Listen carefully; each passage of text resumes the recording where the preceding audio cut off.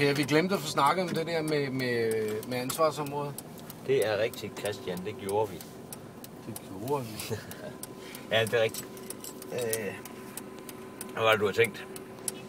Jamen umiddelbart så tænker jeg jo, at det fedeste vil være, at man definerer ansvarsområder. Sådan så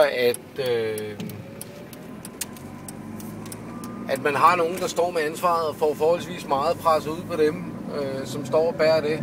For eksempel en, der har ansvar for baren, en, der har ansvar for loungeområdet, en, der har ansvar for pladsen, og en, der har ansvar for scene og lyd, ikke? Ja.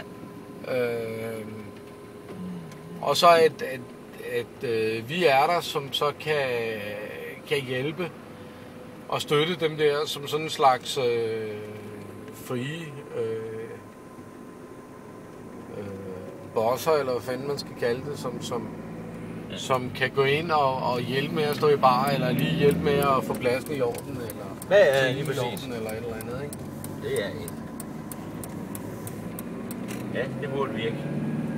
Men lige præcis det der med at uddelegere ansvaret og lægge det meget ud, så vedkommende, der står for baren, står altså for det der bar. Ja. Der kommer Andreas sgu da. Hvem? Men han går op på gym. Det er... Ja, Andreas, det er Andreas. Andreas? Ja. Okay. Der går nogle rockere med læderbukser. Oh yeah. Frem Sex. for øjet. De har gang i de der motorcykler i øjeblikket. Men er det ikke det, man skal gøre? Jo. Altså, fordi det er meget for en at stå for hele lortet på en gang, jo. Så hvis man kan få det uddelegeret lidt, så er det jo... Ja, men det er den ene ting, men den anden ting, det er, jeg tror også, der er nogen, der vil synes, det er federe at have ansvaret for et område. Altså, ja, helt sikkert. I stedet for, at de skal komme og snakke med os om det. Altså, vi er der til at hjælpe med det, hvis der er behov for det, men ellers så har de sgu ansvar, og så må de tage det derfra. Kan man finde nogen, der vil det, tror du? Fordi folk jeg har jo bare ikke vant til den der...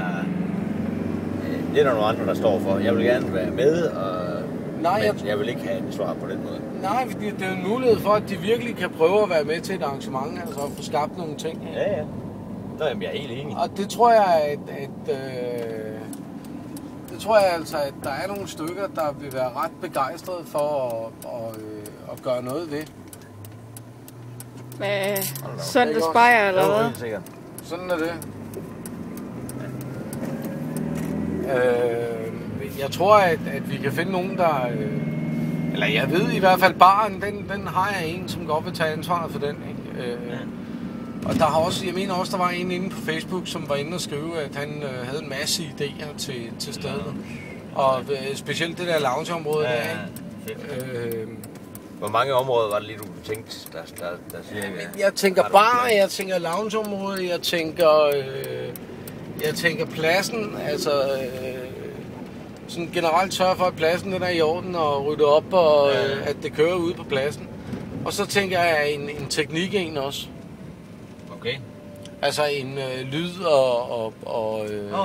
en lyd og scene og band ind og ud og sådan noget, ikke? Ja.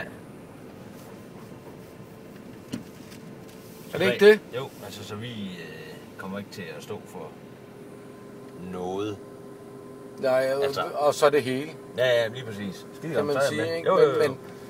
Men altså, ideen er, at vi skal være der til at hjælpe med det. Ideen er ikke, at vi skal være der til at bestemme det hele. Altså, det har jeg ikke særlig meget lyst til, og jeg gider heller ikke. Altså, nej, men lige præcis.